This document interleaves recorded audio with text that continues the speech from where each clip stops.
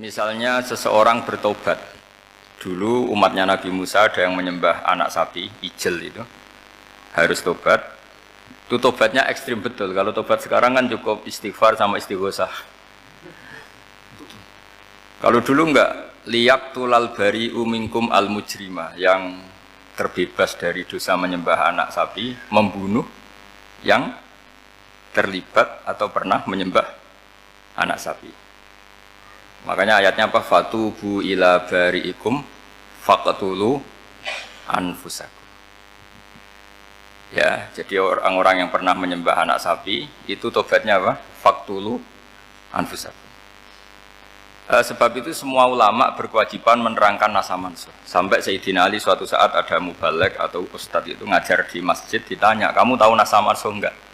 Enggak tahu. Terus kata Sayyidina Ali, berhenti jadi mubalek, lisensinya dicopot. Dicopot, kemudian halakta wa ahlakta, kamu rusak juga merusak. Kenapa demikian? Logikanya begini, semua nabi itu kan panutan. Saya ulang lagi ya, semua nabi itu panutan. Tapi kalau kamu tidak tahu nasaman, so jangan-jangan kamu ikut nabi sebelum kamu, yang nasahnya itu syariatnya sudah apa? Mansukhoh, sudah di nasah. Itu kayak kasus Sunda Wiwitan itu. Itu gak mau punya Nabi Muhammad karena kurang keren, kurang sepuh. Nabinya langsung Nabi Adam. Resikonya adalah beberapa aliran sesat itu, aliran yang kurang benar itu, zaman Nabi Adam kawinan otomatis sama saudaranya. Lalu masa sekarang kita membolehkan kawin sama apa? Kalau sama Nabi Adam mau tidak mau.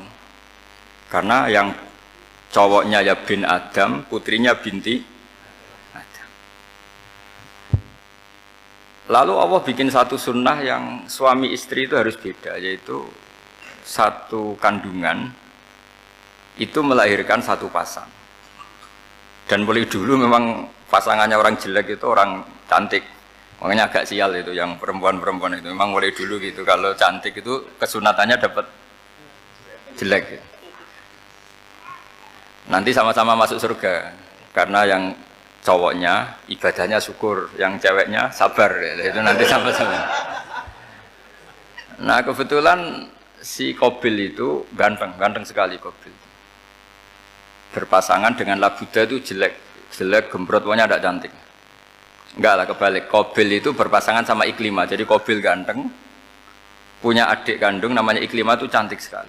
Yang Habil itu rapati apa? Berarti yang Habil apa? Ya rapati ganteng, berbarengan dengan Labuda juga rapati cantik. Nah karena tadi ya berarti Qabil bareng siapa? Iklimah, Habil, Labuda. Maka untuk kawin ini nggak boleh satu kandungan. Jadi dulu karena nggak ada perbedaan ibu bapak, mau tidak mau beda, yang penting beda. Yaitu akhirnya apa? Qabil dapat Labuda, yang Habil dapat Iklimah karena beda kandungan. Itu sudah cukup. Nah, akhirnya kan nggak terima si Qabil. Masa orang ganteng dapat orang jelek. Jadi mulai dulu itu maunya orang ganteng ya dapat orang cantik, nggak terima. Tapi Allah ngatur seperti itu. Akhirnya terjadi percekcokan. Nah, dulu itu semuanya itu religius, sehingga ukuran percekcokannya masih religi, yaitu ya gini saja, kita ngadakan kurban, yang diterima itu ya menang. Ya ternyata dalam kompetisi itu yang menang siapa? Habil. Akhirnya Habil jadi menikahi siapa? Iklimah. Kalau sekarang kompetisinya kan siapa paling kaya ya menang, lebih gampang. Nah kemudian bayangkan misalnya, ya saya ini menerangkan nasa mansuh. Kita semua sering ngomong, sering berkoar-koar, sering menyarankan atau mewajibkan para nabi itu panutan dalam semua perilakunya. Ternyata ada beberapa perilaku yang sudah dinasah atau dihapus ketentuannya oleh syariatnya Rasulullah Shallallahu Alaihi Wasallam. Maka mengenali nasa mansuh itu keharusan dalam ulumul Quran, ya. Makanya Allah mengatakan apa? Manansakh min ayatin aw nunsiha pasti na'ti bi khairim minha aw misli. Jadi saya nerangkan nasah mansuh itu dua sesi. Satu sesi antar nabi, dua di internal syariatnya apa? Nabi. Sekali saja hari ini tok, sudah setelah itu anggap pinter sudah. Kalau Sudah, jangan tanya lagi. Nah, ada beberapa lagi syariat yang masalah metode. Dulu Nabi Nuh itu dibolehkan oleh Allah saking mangkelnya sama orang kafir.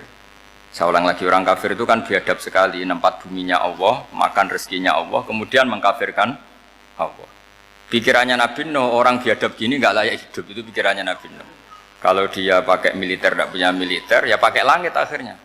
Pakai kekuatan langit, beliau berdoa, Rabbi la tazar alal ardi minal kafirina dayyara. Innaka intazarhum yudillu ibadaka wala yalidu illa fajirong kafar. Ya Allah, mereka ini orang-orang kafir, padahal pakai bumi engkau, pakai rezeki engkau, matikan semua saja. Jangan sisakan satu pun. Karena kalau masih sisa, nanti anak turunnya ya gitu. Gennya gendo ya pasti melahirkan gendo. Gen, wala yalidu illa fajirong kafar. Kalau kamu sisakan, pasti melahirkan generasi gendo lagi, kafir lagi. Dituruti sama Allah.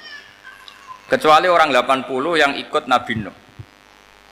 Nah, orang 80 yang ikut Nabi Nuh ini selamat karena iman. Maka generasi yang sekarang ini termasuk saya semua ini semuanya turunan orang iman. Maka kita ini punya dua status. Satu, Allah kadang manggil kita ya Bani Adam karena faktanya kita turunan Nabi apa? Adam. Panggilan kedua adalah zurriyataman hamalna ma'anu. Orang-orang sekarang itu pasti turunan orang yang ikut perahunya Nabi Nuh. Jadi nasab kita ini sudah steril. Sudah tidak ada nasab lewat kafir karena yang kafir sudah habis. Semua orang sekarang itu turunan Nabi Nuh, yaitu disebut apa? Dzurriyyataman hamal nama. Yaitu sekitar orang 80. Nah, oleh Allah Subhanahu wa taala syariat seperti ini pernah dituruti, yaitu akhirnya mereka mati semua kecuali orang 80 yang mukmin. Tapi uniknya Allah apa? Era Rasulullah sallallahu alaihi wasallam, nabi kita Nabi Muhammad itu diutus rahmatan lil alamin. Ketika Nabi didustakan, diusir, disakiti, malaikat gunung, beberapa malaikat yang ahli adab spesial eksekutor lah, kira-kira gitu. Muhammad, kamu bilang saja ke saya, kalau kamu ingin orang-orang Mekah Bujal CS, saya hancurkan. Tapi apa kata Nabi? Saya berharap kalau mereka belum iman, anak cucunya iman. Karena bagaimanapun sperma ya atau calon bayi atau calon keturunan itu kan ada fi aslabir rijal atau fi zuhurir rijal. Jadi kalau dalam ilmu agama itu gen manusia itu disimpan di zuhurir rijal di punggung lelaki. Nanti dipindah ke arhamin nisa. Logikanya gini.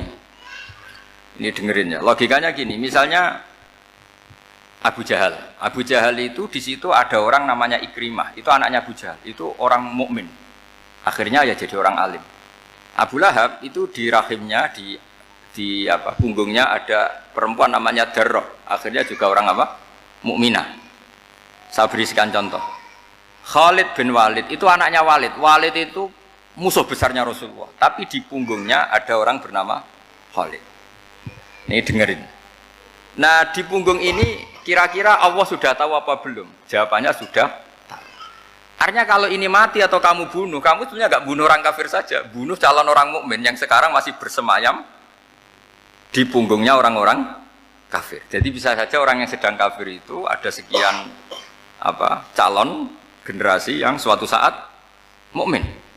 Itu syariat yang diajarkan ke Rasulullah SAW. Karena kasefnya Nabi, kasef itu satu kondisi di mana seorang Nabi itu dipertontonkan sesuatu yang nggak kelihatan. Itu dalam bahasa Arab kasef atau mukasyafah. Nabi dipertontonkan ternyata banyak orang kafir yang di punggungnya itu ada calon generasi mukmin atau muslim. Akhirnya Nabi nggak berani. Jangan bunuh. Mungkin bapaknya ada iman tapi anaknya iman. Betul, Abu Jahal punya anak Ikrimah, Abu Lahab punya anak Darroh, Walid punya anak siapa? Khalid. Itu mirip seperti kita, bapak era sholat, anak ETPK sholat, akhirnya bapak katut sholat. Banyak nggak di Indonesia, bapaknya tidak bisa baca Quran, anaknya hafid. Nah, itu kalau bapaknya kamu habis, tidak ada yang meselin. Makanya biarkan hidup saja. Nah, artinya gini, andai kan tidak ada ulama yang menerangkan nasa mansuh, dikira syariat Nabi Nuh itu abadan mu'abbadat, selamanya lama. Sehingga main teror sama orang kafir sah berdasar Nabi Nuh, padahal kita sudah ganti Nabi, yaitu syariatnya Rasulullah SAW. Masyhur itu ketika Nabi ngendikan, Saya tidak minta mereka dihukum, tapi ya Allah saya minta Allah mahdi qaumi fa innahum la ya'lamun. Mereka kafir itu karena tidak tahu. Sehingga ada periode. Loh kalau perang itu beda, perang itu konteksnya duel, itu tidak harus sama Abu Jahal, Abu Lahab. Ada penjahat mau bunuh kamu wajib perang enggak? Wajib. Penjahatnya meskipun muslim apa harus kafir? Meskipun muslim. Maka kata ulama fikih sebetulnya perang duel itu bukan syariat muslim sama kafir tok. Masya muslim sama muslim, misalnya ada orang mau merkosa istri kamu, terus dia pamit gini, saya muslim loh, beri hak loh. Enggak bisa. Saya penjahat loh, muslim, jadi kamu enggak boleh merangin saya, ngelawan saya kan muslim. Enggak bisa, tetap harus dilawan. Makanya kata ulama-ulama fikih, pertarungan sama musuh itu tidak harus sama orang kafir. Orang muslim pun yang mengganggu kehormatan kita, misalnya mau merkosa istri Anda, itu harus dilawan. Makanya Nabi ngendikan mangkutila duna mali fahuwa syahid, mangkutila duna harimi fahuwa syahid. Orang yang mati karena membela kehormatan keluarganya atau hartanya, maka dia mati syahid. Dan penjahat yang mati ini muhaddarun damu, diabaikan sehingga enggak kena kisos, pembunuhnya enggak kena. Misalnya ada penjahat mau bunuh kamu duel menang, kamu enggak kena kisos karena ini muhaddarun damu, diabaikan kehormatannya. Padahal dia muslim, apa? Muslim. Ini perlu. Jadi ini mengaji ini agak jelimet tapi gampang. Kan kalau paham enggak paham selesai, jadi anggap aja selesai itu. Sehingga kalau nggak ada nasaman, maka orang selalu berpikir, pokoknya yang penting ikut Nabi. Nah itu bahayanya kalau Anda tidak tahu detail, jangan-jangan syariat yang kamu ikuti itu syariat yang sudah berstatus mansukhoh, telah dicabut. Dan itu banyak. Makanya kata Sayyidina Ali ketika ada orang ngajar nggak tahu nasaman, halakta wa ahlakta, kamu rusak dan merusak orang lain. Seperti tadi pernah ada kawin itu satu turunan, yaitu era Nabi Adam. Masa kita sekarang kawin sama satu turunan, kan nggak mungkin. Ya kan, pernah ada membumi hanguskan orang kafir, yaitu syariatnya Nabi Nuh. Itu dihapus oleh syariatnya Nabi Ibrahim dulu. Yaitu Nabi Ibrahim menghentikan apa? Faman tabi'ani fa innahu minni wa man asoni fa innaka ghafurur rahim. Ya, kalau orang ikut saya, ya Allah, ya pasti golongan saya. Kalau yang masih maksiat, masih balelo, saya berharap engkau ampuni. Akhirnya banyak orang kafir tobat. Coba era Rasulullah itu semua orang kafir Mekah itu kafir. Nabi belum wafat. Itu sudah ada 114.000 mukmin semua.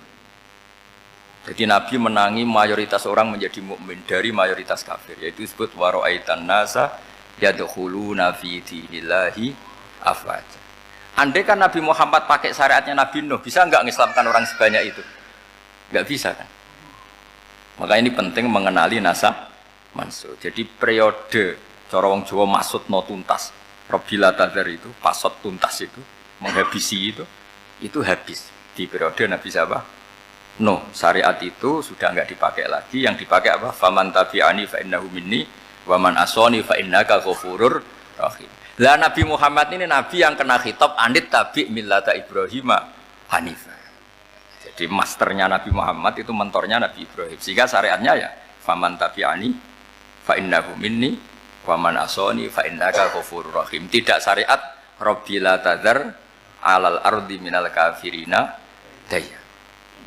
Jelas ya. Jadi mengenali nasab mansukh itu penting sekali karena kalau enggak Anda halakta wa ahlakta, kamu merusak diri kamu sendiri juga merusak orang lain karena menfatwakan hukum yang sebetulnya sudah berstatus mansukh. Hanya berdasar itu kan syariatnya nabi-nabi dulu. Syariat yang apa? Syariat yang enggak pernah terhapus hanya satu, usuluddin, yaitu tauhid, itu sama. Tapi kalau syariat itu beda-beda atau furu'iyah itu beda-beda.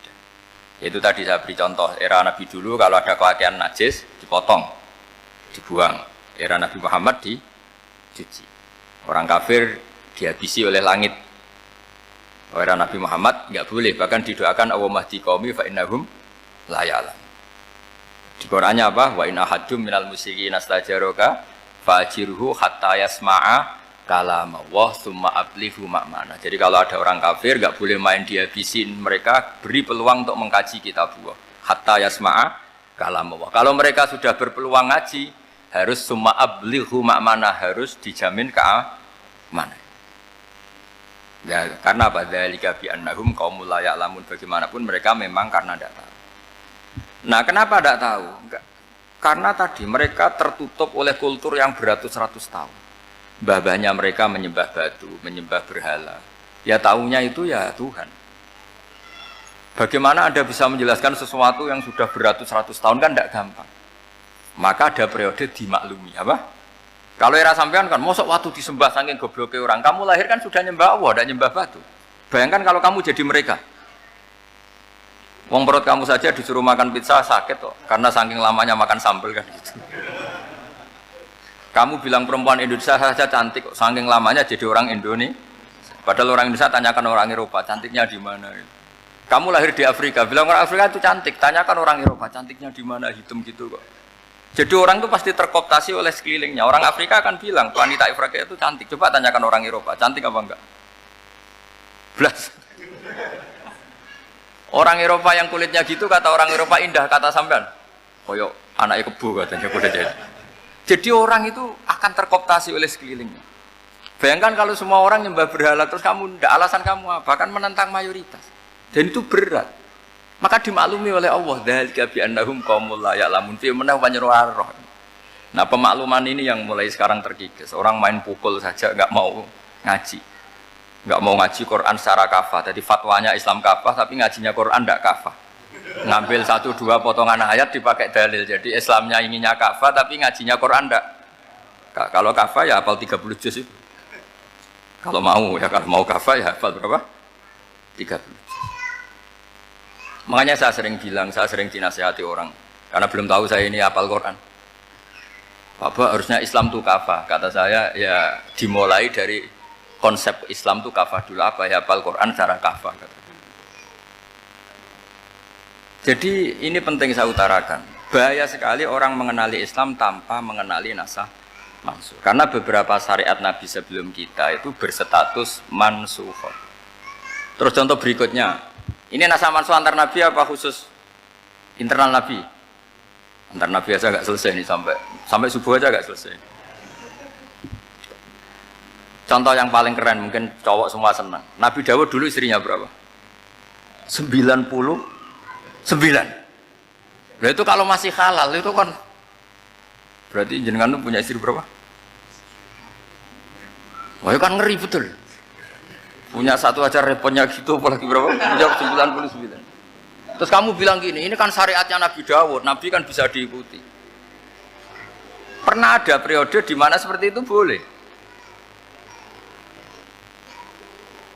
Jadi makanya mau tidak mau mengenali nasah mansukh itu harus. Kalau ndak ya kamu masih berkeyakinan boleh beristri berapa? Nah ini penting saya utarakan. Makanya Sayyidina Ali itu kalau ngetes calon mubaligh, kira-kira kalau Kemenak dulu inginnya apa? Sertifikasi apa? Mubaligh. Itu tanyanya gitu. Ta'rifun an-nassa wal mansukh, kamu apa tahu nasah mansukh? La. Jawabnya Sayyidina Ali, halak tahu ahlak tahu, kamu orang yang rusak. Karena tadi takutnya ada syariat yang sudah mansukh dipakai. Itu tadi misalnya kita ini tidak umatnya Nabi Nuh, tapi pakai syarat Robbila tadar alal ardi minal kafirina.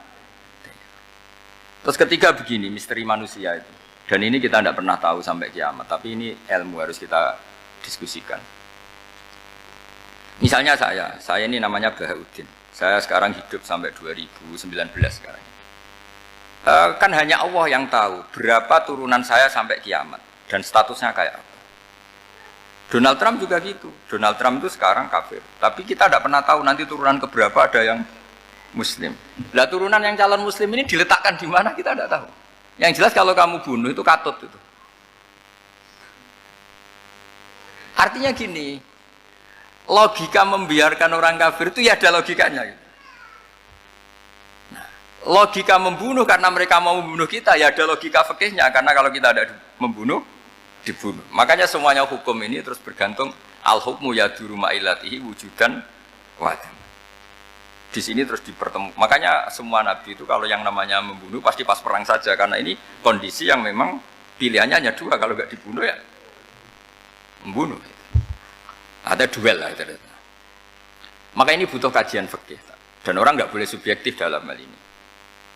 Saya ulang lagi, tidak boleh subjektif. Karena tadi Orang yang kamu katakan sekarang misalnya Zaid, kamu itu bodoh sekali. Kenapa bodoh? Nggak hafal Quran, nggak pernah kuliah, nggak pernah ngaji. Ternyata Zaid ini bersemayam calon anak yang alim alama hafal Quran. Namanya Umar, tapi masih jadi sperma. Suatu saat Zaid itu punya anak alim alama. Kan banyak orang nggak bisa baca Quran punya anak hafid. Banyak nggak di Indonesia? Banyak nggak petani yang punya anak dekan? Petani punya anak dekan. Yang dekan punya anak naik kelas saja susahnya bukan main. Banyak kan? Nah ketika dibalik nanti ada dekan punya anak goblok, yang petani punya anak dekan, pinter mana? Kita tidak pernah tahu. Makanya ini kan, ya sudah kalau nggak pernah tahu ya bilang saja wallahu alam kan selesai. Daripada keminter keliru kan ada wallahu alam. Makanya cerita favorit guru saya, Kiai Haji Maimun Zubair itu punya apa namanya Kiai Zubair. Itu cerita favoritnya itu ada santri namanya Soleh. Soleh itu alim alama. Orang Madura itu cara berpikir kan kalau kiai saja alim seperti itu apalagi bapaknya. Pas bapaknya main ke pondok, santrinya ada ribuan. Bapaknya main ke pondok itu sholat itu ya gak bener, gak sesuai sunnah Rasul lah kira-kira gitu. Sudah sholat itu gak bener apa gak bener. Masih ditakwil sama santri Madura karena orang Madura itu kultus. Mungkin khilaf itu satu khusus, pokoknya perlakuan khusus. Suatu saat saking bodohnya orang itu kenceng tuh pinggir musola. Wah ini nggak bisa ditakwil lagi, akhirnya nggak bisa ditakwil tuh nggak. Wah ini sudah nggak bener ini, nggak bener. Singkat cerita santri tadi nggak kuat matur ke kiainya, Pak Yai, jenengan sealim itu kok bapaknya segoblok itu. Kenapa? Ya, dia kencing pinggir musola. Oh bapak saya tuh pinter sekali. Kok bisa? Karena beliau yang memutuskan saya mondok sampai saya jadi alim alama seperti ini. Yang bodoh itu mbah saya. Bodoh itu bahasa saya kan.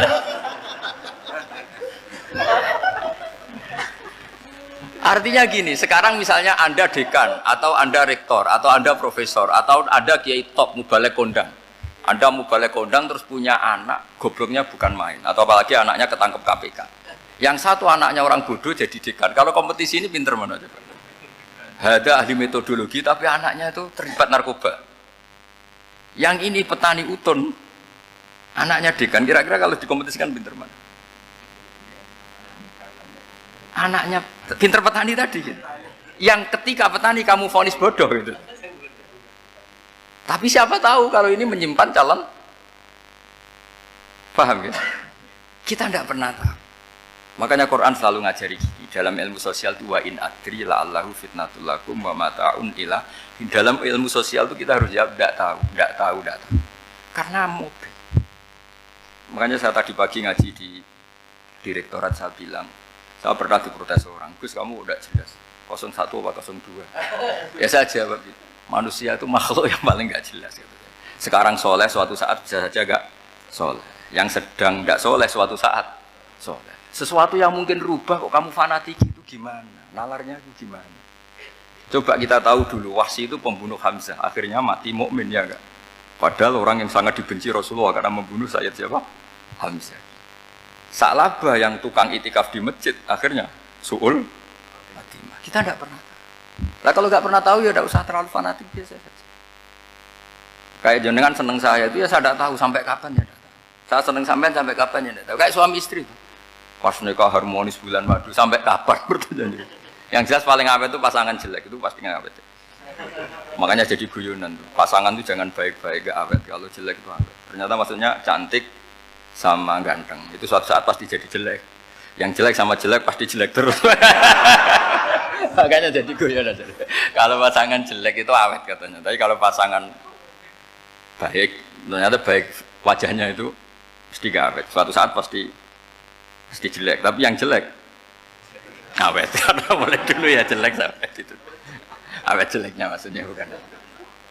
Ya jelas ya, jadi saya mohon sekali ini ilmu. Sampai ndak urusan, ini bukan urusan cocok ndak cocok, tapi ilmu. Ilmu harus kita dengar bahwa syariatnya para nabi itu yang sifatnya furu'iyah, tidak usuliyah, tidak tauhid itu potensi rubah. Sehingga mengkaji nasah mansukh itu satu keharusan seorang ulama. Makanya setiap ada syariat nabi, hal hadis syariah mu'abbadah amla, mansukhah amla. Karena potensi itu tinggi. Kita tahu dulu semua nabi sholat menghadap apa? Baitul Maqdis. Era Rasulullah dipindah ke Ka'bah. Tapi kalau kamu katakan total Baitul Maqdis ya tidak juga. Nabi Ibrahim mulai dulu madhabnya ke Ka'bah. Tapi kalau Nabi Musa ke Baitul Maqdis. Terus kamu bilang ini 0102 ya ada memang syariat jadi sesuatu yang furu'iyah. Nah, kenapa ini furu'iyah? Jawabannya sederhana. Ketika seseorang menghadap Ka'bah itu menghadap batu apa menghadap Allah? Allah. Ketika menghadap Baitul Maqdis hakikatnya menghadap Allah apa menghadap Baitul Maqdis? Allah. Maka menghadap Ka'bah itu sebenarnya masalah furu'iyah. Yang masalah usuliyah adalah inni wajjahtu wajhiya lilladzi fataras samawati wal ardh. Yang permanen adalah menghadap Allah Subhanahu wa ta'ala. Cuma secara prosedur syariatnya secara zahir menghadap Ka'bah. Maka potensi rubah karena ternyata itu furu'iyah, untuk kiblatnya itu furu'iyah. Yang permanen adalah menghadap ke Allah Subhanahu wa ta'ala. Ini pentingnya. Jadi terus sekarang masih antar nabi apa di internal nabi? Ini sudah mau selesai waktunya, sudah habis ini. Internal. Ini sudah selesai, ini sudah pas ini. Mohon Pak Andi. Wah. Jam ini sudah. Sampai mana tadi? Diteruskan apa enggak? Sudah ya, sudah kayaknya sudah. Biar kelihatan cerdas. Sekali pertemuan sudah pinter gitu. Berapa? Setengah jam sudah pinter. Yang internal Nabi apa antar Nabi? Internal ya, sudah sekarang ke internal. Kalau internal lebih banyak lagi contohnya. Yang masyhur tentu masalah Baitul Maqdis. Dulu Rasulullah pernah sholat menghadap Baitul Maqdis 16 bulan. Berapa? 16 bulan. Kila 17. Pokoknya khilafnya hanya 16 dan 17. Kalau ada bilang 10 bulan berarti gak pernah ngaji. Khilafnya, karena khilafnya itu hanya 17 sama 16. Akhirnya sama Allah diminta, disuruh menghadap ke Ka'bah. Saya ulang lagi, itu tetap masalah antar nabi sebetulnya. Begini, makom itu kalau dalam bahasa Arab bukan kuburan. Kalau di Indonesia kan makomnya Sunan Bonang itu kan kuburan. Kalau makom dalam bahasa Arab itu sesuatu yang pernah dipakai singgah, itu namanya apa? Makom. Lalu Rasulullah itu pertama di Medina itu madhab Baitul Maqdis itu 16 bulan. Orang Yahudi senangnya bukan main. Sampai mereka bilang gini, Muhammad tuh gaya-gaya nantok punya agama baru, tapi kiblatnya ikut kita. Baguslah anak itu katanya, masih tahu diri katanya. Bagus katanya itu masih tahu diri. Jadi senangnya bukan main orang Yahudi. Karena kiblatnya Muhammad sama dengan mereka. Ya tentu mereka jangkar Muhammad, bukan Sayyidina Muhammad atau Rasul Muhammad karena mereka masih enggak iman. Nabi itu ya agak tersiksa karena beliau secara gen turunan Nabi Ibrahim dan kiblatnya Ibrahim itu Ka'bah. Agak tersiksa tapi sami'na wa ata'na tetap madhab ke Baitul Maqdis berapa? 16 bulan. Suatu saat Nabi Muhammad itu disuruh madhab Ka'bah. Ini dengerin. Akhirnya madhab ke Ka'bah. Apa yang terjadi? Orang Yahudi komentar gini, Muhammad itu gimana? Dia di perantauan, rindu sama keluarganya. Terus rindunya itu diaplikasikan jadi perilaku agama. Jadi dia madhab Ka'bah dianggap kangen. Kayak saya kan orang Rembang. Rembang itu apanya Jogja? Timurnya apa-apanya? Enggak, Jakarta itu mana Jakarta itu? Barat sana ya. Ibaratnya saya orang Jakarta, terus merantau di Jogja. Dulu kiblatnya itu menghadap ke timur, terus ketika madhab ke barat kata sampean, wah itu padune kangen apa? Keluarga. Juga kurang ajar orang Yahudi.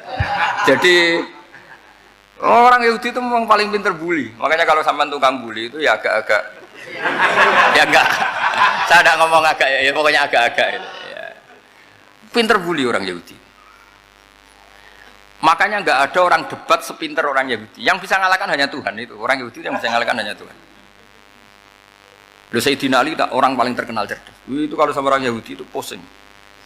Karena ya apa logikanya itu? Saya beri sekian contoh. Ada orang Yahudi tanya gini, Muhammad, kalau kambing mati itu yang bunuh siapa? Ya Allah, mati langsung itu. Agama kamu itu aneh, Mak. Yang langsung sentuhan Allah haram, tapi yang lewat tangan-tangan jahil manusia malah halal. Harusnya itu yang halal kan orisinal langsung Allah yang mundur. Jadi utaknya itu aneh, dari cara berpikir itu aneh. Nah cara sampean ini kan, nak halal pangan kue. Tapi Nabi kan nggak boleh bertutur kata kasar gitu. Kalau yang jadi Nabi saya untalan ngono kan gitu. Tapi Nabi kan nggak boleh kasar. Jadi Nabi itu problem karena nggak boleh apa? Kasar. Kalau kita kan gampang, ya nak halal untalan kan selesai, Pak. Tapi Nabi nggak boleh kasar gitu. Jadi nak jadi nggak Nabi, nggak sampean itu kan enak. Mau keliru ya pantas, mau apa saja pantas. Karena kan nggak panutan. Kalau Nabi nggak bisa. meluruskan kebenaran itu harus tetap sesuai akhlak. Ya, jadi agak kerepotan. Makanya punya Umar alhamdulillah ada yang nggak perlu aturan itu.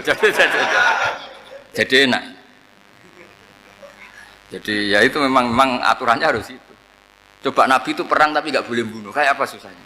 Beliau jadi sasaran tembak tapi nggak boleh bunuh. Kalau sahabat kan enak, duel, relax, santai, bisa tarung. Kalau Nabi nggak boleh. Makanya Nabi meskipun ikut perang terus nggak ada sejarah orang yang dibunuh. Ya, hanya satu peristiwa itu pun dibaca orang kafir, ditangkis Nabi, pedangnya kembali ke dia mati. Tapi nggak ada yang Nabi. Karena Nabi kalau pembunuh nanti itu terus kayak pendekar kan susah juga punya Nabi kok. Habis perang saya Nabi tanya, Muhammad habis serang berapa? 1000. Ya repot juga punya Nabi mantan apa? Pembunuh, meskipun yang dibunuh orang kafir, tapi kan kayak apa ya? Fitrah manusia itu akan menolak kepemimpinan orang yang gitulah pokoknya nggak bisa diterangkan itu. Makanya Nabi itu nggak pernah bunuh, meskipun kayak apa musuhnya, tapi nggak pernah bunuh. Untungnya di sekeliling orang-orang yang tadi. Jangan bilang itu suka bunuh ya, pokoknya perang gitu ya. Perang dengan bunuh itu beda loh. Ya. Kalau perang itu fair apa? Fair. Sampai mana tadi? Nabi Ibrahim ya. Makom tadi saya ulang lagi. Nabi Muhammad menghadap ke Baitul Maqdis itu hanya Allah nuruti. Ini loh Nabi betul. Tahu betul bahwa di antara syariat adalah Baitul Maqdis. Karena semua Nabi pernah berkiblat Baitul Maqdis. Tapi Nabi ketika menghadap ke Ka'bah, Nabi juga dibilangin sama Allah.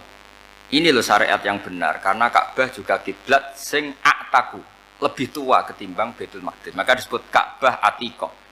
Ilal Baitil Atiq. Kalau Quran bahasakan Ka'bah apa? Wal yatawafu bil baitil Atiq. Atiq itu tua sekali.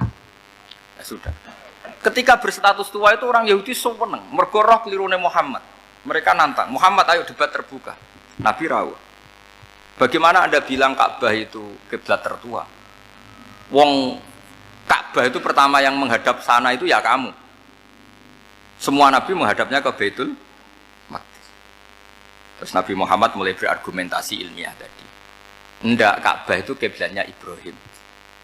Jadi Ibrahim dulu itu yang mulai dulu kiblatnya itu di Ka'bah. Terus orang itu tanya, buktinya apa? Terus dijawab, fihi ayatum bayinatum maqam Ibrahim. Ternyata di situ ada jejak kakinya Nabi Ibrahim, yaitu batu yang diinjak beliau ketika bangun Ka'bah. Itu argumentasi ilmiah. Lah barang orang Yahudi kehilangan ilmu, itu gobloknya orang Yahudi. Makanya yang bisa mengalahkan Yahudi hanya Allah Subhanahu wa taala. Luang Ibrahim saja golongan kita, pengikut kita. Ibrahim itu pengikut Yahudi. Wah itu Nabi mulai senyum-senyum, mulai tertawa-tawa. Wah itu goblok, orang terdidik. Karena itu ibaratnya kayak kamu bilang Soekarno itu pengagum Puan Maharani. Kira-kira seperti itu. Soekarno itu pengikut Puan. Karena Yahuda itu Yahuda bin Yakub bin Ishak bin Ibrahim. Saya ulang lagi ya, nasabnya Yahudi ya Pak. Yahuda bin Yakub bin Ishak bin Ibrahim. Jadi Ibrahim itu mbah keempat dari Yahuda. Tapi karena mereka kalah debat, Ibrahim itu pengikut Yahudi, itu sama dengan bilang apa? Soekarno itu pengikut Puan Maharani. Itu kan jadi aneh. Atau Gus Dur pengikut Mbak Yeni, atau Basim Asari pengikut Mbak Yeni, itu kan aneh. Akhirnya sama Allah diingatkan. Makanya ada ayat ha antum haula hajjatum fi malakum bi ilm falimatu hajuna fi ma laysa lakum bi ilm. Perjanjian debat ini semuanya harus ilmiah. Tapi kenapa perdebatan Anda malah ndak ilmiah? Sebenarnya orang Yahudi iftadohu, malu semua. Wah, semuanya Muhammad itu satu-satunya kekalahan orang Yahudi. Tapi ayat-ayat seperti ini itu enggak populer. Ayat ha antum haula'i hajastum fi malakum bi ilm falimatu hajuna fi ma laysa lakum bi. Jadi Islam betapa hebatnya Islam. Kalau debat harus ilmiah. Dan Kanjeng Nabi menantang, ini perjanjian kita debat ini ilmiah. Kenapa sekarang jadi tidak ilmiah? Yaitu kamu mengatakan Ibrahim itu pengikut Yahudi, padahal Ibrahim dengan Yahudi itu dulu Ibrahim. Hanya Yesus kalah, mat. Tapi tetap ra Islam. Tapi, nah, makanya terus Ka'bah dibuktikan ketuaannya lewat apa? Fihi ayatum bayinatum maqamu Ibrahim. Itu bukan makom kuburan. Karena makamnya Nabi Ibrahim tetap Hebron, temudi Palestina. Kira-kira itu Palestina. Jari Israel yo ning Israel, mbah lah menang di. Jari ning Israel yo ning Israel, jari Palestina ning. Saya pernah ziarah ke sana di Hebron. Di makamnya Nabi siapa? Ibrahim. Jadi jelas ya. Jadi nasa mansuh itu ketentuan yang dikehendaki Allah Subhanahu wa taala untuk menguji loyalitas manusia, menanggalkan semua akalnya. Makanya saya mohon sekali siapapun yang ngaji saya dimanapun, sekali-kali manusia itu harus menanggalkan akalnya. Sekali Anda pakai akal, maka Anda akan ingkar dengan nasa mansuh. Nasa mansuh itu hukum yang direvisi, yang dibatalkan. Makanya orang Yahudi lagi-lagi pinternya orang Yahudi. Provokasi orang-orang yang Islamnya belum kuat, diprovokasi gini. Ungzuru ila Muhammadin tahayyara fi din yukhillu yawman wa yuharrimu ukhra. Lihat itu Muhammad, dia kebingungan cara beragama. Kadang bilang A, besok bilang B. Jadi nasa mansuh dianggap satu bentuk kebingungan. Gak kurang ajar tapi. Akhirnya sebagian orang yang murtad. Makanya nasa mansuh itu satu peristiwa yang menjadikan banyak orang murtad. Karena diprovokasi orang Yahudi bahwa itu bentuk kebingungan Muhammad. Akhirnya terus saya qulu sufaha'u minan nasi ma wallahum an qiblatimul lati kanu 'alaiha. Nah, kelirunya orang Yahudi adalah ternyata nasa mansuh yang dipilih Rasulullah itu semuanya ada di Taurat dan Injil. Termasuk di Taurat dan Injil disifati dan Nabi yusolli ilal qiblatin, bahwa Nabi ini akan bersolat dengan dua kiblat. Makanya tetap ditantang. Kul fa'tu bitaurati fatluha in kuntum shadiqin. Kalau kamu tidak percaya bahwa saya ini orisinil, ayo bareng-bareng mengkaji Taurat. Tapi mereka tidak siap mengkaji Taurat. Karena Taurat semuanya mendukung Rasulullah Muhammad SAW. Fatluha in kuntum shadiqin. Makanya ini penting sekali ngaji. Jadi perdebatan itu macam-macam. Dan itu pinternya orang Yahudi. Ungzuru ila Muhammadin tahayyara fi dini yukhillu yawman wa yuharrimu ukhra. Ini penting sekali. Makanya nasa mansuh itu uji loyalitas. Itu Imam Malik kalau mencontohkan ke Imam Syafi'i. Saya berisikan contoh fikih. Ini saya melanggar waktu ini. Ini sudah berapa? Saya yang tidak mengesahkan diri saya. Ya misalnya ini ya, ini kertas saya bawa ya, ini kertas saya bawa. Terus ini tak kasih uang misalnya. Uang 100.000. Atau kalau contoh Imam Syafi'i dulu dididik Imam Malik begini. Ya Syafi'i, kalau kamu punya dua budak, dua pembantu, kalau dulu kan masih ada budak, dua pembantu lah kira-kira. Seneng mana, yang cerdas sama yang goblok? Seneng yang cerdas. Kalau yang nurut sama yang bantahan, seneng yang nurut. Lah yang nurut itu yang goblok. Makanya tinggal dibalik saja. Kamu tak beda ya. Seneng mana punya istri yang cerdas apa yang goblok? Coba. Atau ibu-ibu, mbak-mbak ini, seneng mana punya suami yang cerdas atau yang goblok? Kalau cerdas gak bisa diakali, tapi goblok nurut tapi ya kadang di sini kan dengan sini. Nah, itu kan antar manusia. Masalahnya kita menghadapi Allah Subhanahu wa taala yang semua kita pasti bodoh. Kita menghadapi Allah Subhanahu wa taala yang semuanya kita pasti bodoh. Allah jelas ngendikan wa kanal insanu dzaluman jauhlah. Manusia itu banyak dolimnya. Dolim itu sifat mubalaghah. Kalau orang dolim sekali dolim, kalau sering zalum, kalau jahil biasa jahil, kalau banget jahile jahul. Bahasa Arab kan gitu memang.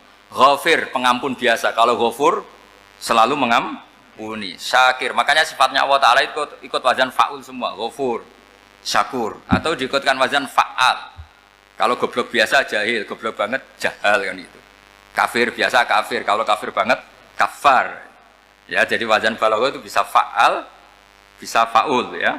Kafirin, kafar atau kafur. Paham ya? Malah ngaji nahwu. Ya, tapi ini memang perangkatnya ya. Ini kan perang mau tidak mau. Makanya misalnya Allah tidak suka kulla kafarin banget kafir ya, Pak. Paham ya? Kulla khawanin banget khianate. Kalau khain khianat biasa, kalau khawan sering khianat. Lah manusia itu kata Allah apa? Zaluman. Wis banget dolime, banget bodoh. Itu kalau yang ngarang hikam mencontohkan tuh gini, manusia itu pas bener saja salah, apalagi pas salah. Jadi manusia itu kata imam yang ngarang hikam itu, man itu kanat mahasinhu masawiyah, fakih fala takunu masawihi masawiyah. Ketika baik saja buruk, apalagi ketika buruk. Coba kalau ada orang dermawan sama teman-temannya, tanyakan istrinya, duit dihambur-hambur, disekno konco ngalono bojo. Mesti gitu. Teman yang sering silaturahim ke teman-temannya, kata temannya baik, senang silaturahim, tanyakan istrinya, oh meninggali wong. Jadi manusia pas baik saja ada buruknya, apalagi pas buruk. Makanya dulu bapak saya ngajarin saya istiqomah ya apik, tapi kadang-kadang nak keterusan itu istiqomah ngangkangi orang dia tidak punya kesempatan. Misalnya ada imam masjid, imami terus sampai tua sampai mau mati. Itu istiqomah apa tidak memberi peluang yang lain? Tidak jawab aja. Jadi itu manusia. Jadi pas baik saja buruk. Apalagi pas buruk. Kayak saya gini di sini ngajar baik, tapi saya ada sopannya harus di atas. Padahal banyak orang sepuh, ada Pak On, ada beberapa yang sepuh. Kan terpaksa nggak sopan. Tapi aman yang nyuruh, berarti aman yang dosa. Kemarin-kemarin saya minta di bawah supaya ganjaran saya utuh, ini gara-gara begini ganjaran saya ini agak terkredit apa terdebat itu karena itu.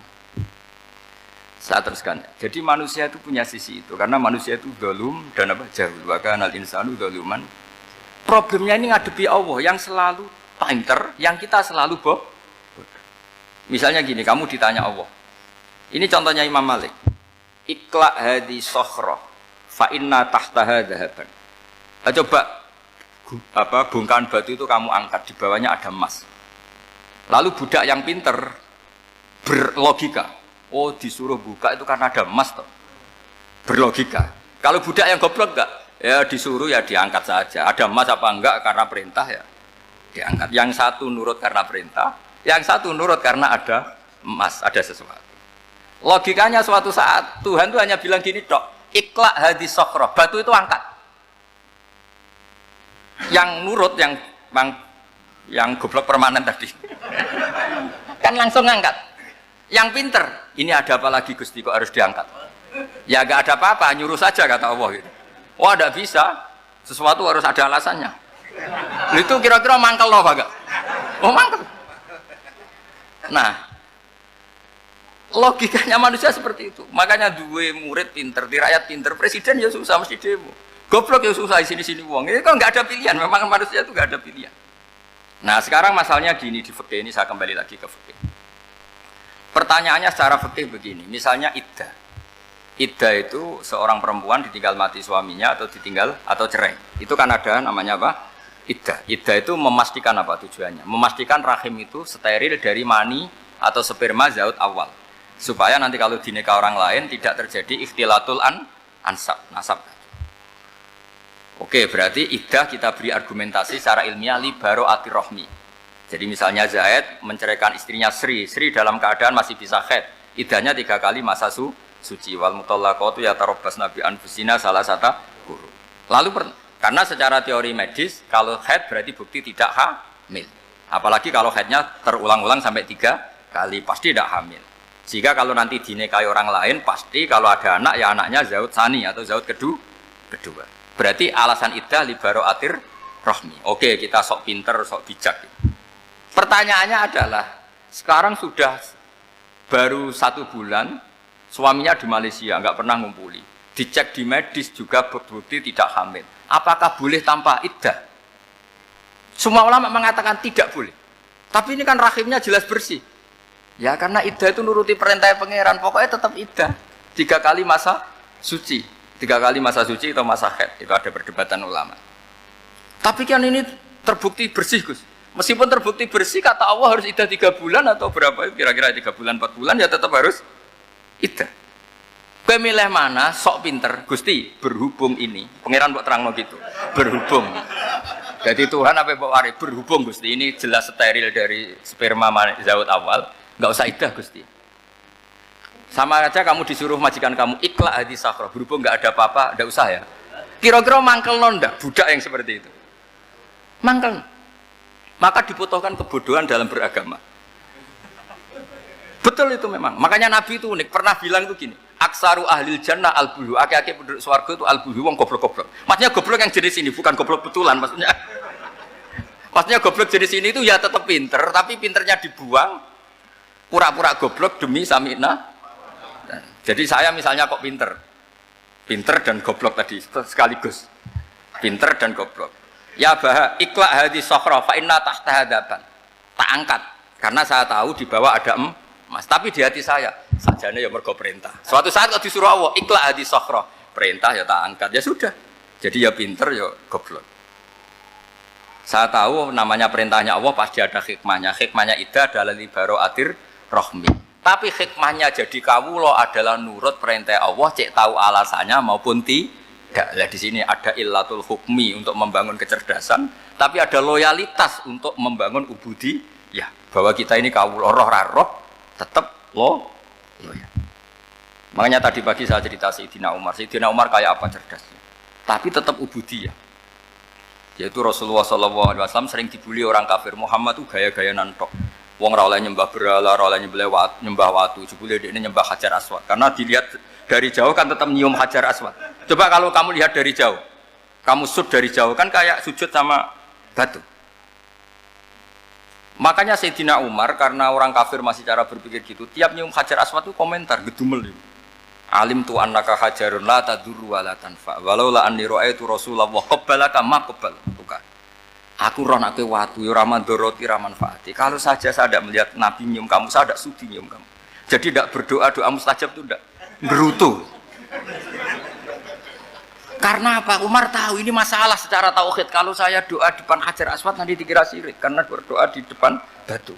Tapi kalau saya tidak nyium, nyulayani sunnah Rasul, yaitu nyium Hajar, wis tengah-tengah nyium sambil gerutu, itu sudah kompromi. Ya nyium tapi gerutu. Kayak apa? Makanya ya cerdas tapi ya goblok tadi ya cerdas. Itu uniknya Rasulullah. Jadi muji orang pintar ya sudah langit. Tapi Nabi pernah dalam satu hadis mengatakan aksaru ahlil jannah al-bulbu. Aki-aki penduduk swarga itu orang bodoh. Artinya orang bodoh itu bukan bodoh betulan. Dia meninggalkan akalnya demi loyalitas ubudiyah. Nah, untuk menutup sesi ini terakhir betul tak tutup setelah ini selesai. Untuk menutup itu bukti begini, perang Badar itu perang yang nggak mungkin dimenangkan umat Islam karena orang kafir itu 1000 dengan pasukan full dengan peralatan perang full. Rasulullah itu tahun kedua Hijriah itu pasukannya hanya 313. Itu pun pedang itu untuk orang 5 itu hanya ada pedang 1. Jadi kalau mau dibaca orang, sih kamu nilai pedangnya aku. Itu kan nggak kebayang perang dalam keadaan seperti itu. Jadi mesti kalah, orang kok mungkin kalah mesti. Tapi Nabi tetap bilang, saya ini disuruh Allah perang, ya harus berangkat. Yaitu perang Badar. Kata para sahabat, ya Rasulullah ini nggak masuk akal, sudah nggak usah perang, ini tidak masuk akal, mau setor nyawa. Sudah gitu dadaan, nggak ada persiapan. Lucunya apa? Sahabat itu ketika Nabi tetap berangkat. La akhrujanna walau waqti. Nabi menginginkan saya tetap berangkat meskipun sendiri. Setelah Nabi berangkat sekian meter, tuh sahabat ikut semua. Kata Nabi, lah kamu kok ikut? Ya ikut saja. Kata kamu mesti kalah. Ya anggap saja setor nyawa. Demi loyalitas pada jenengan. Itu makanya nggak ada periode sebaik periode sahabat. Tapi yang gerutunya jalan. Karena gerutu ini bawaan ilmiah. Makanya kita loyal sama presiden. Tapi yang nggak cocok ya gerutunya jalan. Tapi bawaan mencintai Indonesia tetap jaga stabilitas. Itu bawaan cinta Indonesia, bukan cinta pejabatnya kadang. Gerutunya jalan, tapi bawaan loyal sama Indonesia tetap mengaku. Bawaan loyal sama Rasulullah tetap ikut perang, bawaan akal karena nggak masuk akal ya gerutu. Dan itu uniknya Quran itu mengapresiasi itu dan dianggap nggak masalah. Saya bacakan ayatnya. Kama akhrajaka rabbuka min baitika bil haqq wa inna fariqam minal mu'minina lakarihun yujadilunaka fil haqqi ba'dama tabayyana ka'annama yusaquna ilal mauti wa hum yanzurun. Peristiwa Badar ada peristiwa kamu itu keluar untuk perang. Sahabat kamu ngikuti, tapi mereka lakarihun, nggak seneng sebetulnya. Karena nggak masuk akal. Ya geremeng tapi ya derek. Yujadilunaka fil haqq. Mereka mendebat kamu dalam kebenaran. Jadi ya Rasulullah wong perang karuan kalah jenengan lakoni alasane nopo? Lah kok melok? Ya saya harus ikut jenengan Nabi. Itu unik. Kalau orang sekarang mana mau, kalau nggak masuk akal nggak mau melakukan. Coba misalnya istri kamu belajarnya dikurangi, anggap saja petualangan latihan hidup di masa lalu, nggak mau. Padahal petualangan itu hal yang indah. Petualangan itu kan hal yang indah, kan nggak mau. Oh ngirit aja alasan. Tapi lucunya kalau dijak camping bermiskin-miskin di hutan mau. Karena karpe dhewe, tapi suami yang ngongkon. Ayolah seminggu ini kita model miskin, anggap saja petualangan masa lalu, nggak mau. Karena pinter, apa? Coba kalau bodoh, ya ngono ya apa-apa mas. Tapi resiko anak bodoh, pas kamu sakit ya dibiarin. Karena dia melihat sakit kan biasa, namanya manusia. Jadi Makanya ini pilihannya susah, hidup itu maksud saya makanya ini. Jadi uniknya Quran gitu, Quran itu membolehkan psikologi manusia. Makanya Allah ngendikan kutiba alaikumul qital wa huwa kurhul lakum. Ya saya tahu kamu tidak suka perang. Allah yang ngakui bahwa kurhul enggak apa-apa. Tapi ketidaksenangan kita harus dilawan demi mengikuti Allah dan misalnya perempuan Allah juga gitu. Wa ashiruhunna bil ma'ruf. Gauli istri kamu muamalah secara baik. Kata Allah fa in karihtumuhunna fasa an takrahu syai'a wa ja'alallahu fi khairan kasira. Mungkin ada watak yang kamu tidak suka, tapi di situ ada kebaikan. Allah ngaku yang namanya suami mesti ada watak yang nggak suka dari istrinya. Juga sebaliknya lebih banyak lagi yang suami istri kamu tidak suka watak kamu. Juga nggak suka hidung kamu, wajah kamu banyak lah nggak disuka. Tapi demi kestabilan negara suami istri ini, mereka loyal. Justru itu bagus. Maka jagalah ilmu, juga jagalah loyalitas. Itu yang perlu saya utarakan. Jadi makanya agama ini dibangun dua. Satu kecerdasan hikmah, yaitu ya al-hukmu ya duru ma'ilati wujudan wa adalan. Tapi juga ada ubudiyah, bahwa agama ini milik Allah. Maka sami'na wa ata'na. Karena begini logikanya, saya ulang lagi masalah batu. Iqla' hadis sokhra fa inna tahta hadaban. Terus saya angkat. Pembantu saya ngangkat. Dia saya gaji atas nama apa? Nurut kan? Atas nama menemukan emas apa atas nama nurut? Nurut, karena emas itu juga penemuan saya, milik saya. Ngangkat batu yang nggak ada emasnya juga atas nama nurut. Jadi rapot yang saya berikan ke pembantu saya itu tentang nurut dan tidak nurut. Saya kan tidak peduli dengan cerdas dan tidak cerdas. Itu kan tidak sesuatu yang menguntungkan saya. Nah Allah juga gitu. Kecerdasan kamu, pinter kamu itu tidak menguntungkan Allah Subhanahu wa Ta'ala. Karena Allah itu tidak butuh pinter kamu, cerdas kamu. Allah hanya butuh mental ubudiyah kamu. Makanya Allah mensifati nabinya hanya subhanalladzi asra bi abdihi, karena status tertinggi manusia adalah sifat kehambaan. Makanya ya Tuhan nafsul mutmainnah irji'i ila rabbiki radiyatan mardiyah fadkhuli fi ibadi. Berstatuslah sebagai hamba baru wadkhuli jannah. Nah, kalau kamu berstatus hamba ya harus baik, enggak usah akan bantah. Coba kalau kamu rasional, ya Allah kenapa bikin surga nanti-nanti? Engkau kan bikin sekarang, ngapain repot-repot nanti? Jadi kacau semua agama. Makanya yang perlu didahulukan adalah status ya Tuhan nafsul mutmainnah irji'i ila rabbiki radiyatan mardiyah fadkhuli fi ibadi. Masuklah berstatus sebagai hamba saya. Khasnya hamba tadi ya cerdas, karena semua yang diperintahkan Allah pasti ada hikmahnya. Tapi kecerdasan ini kadang kita tinggalkan demi loyalitas ubudiyah. Assalamualaikum warahmatullahi wabarakatuh.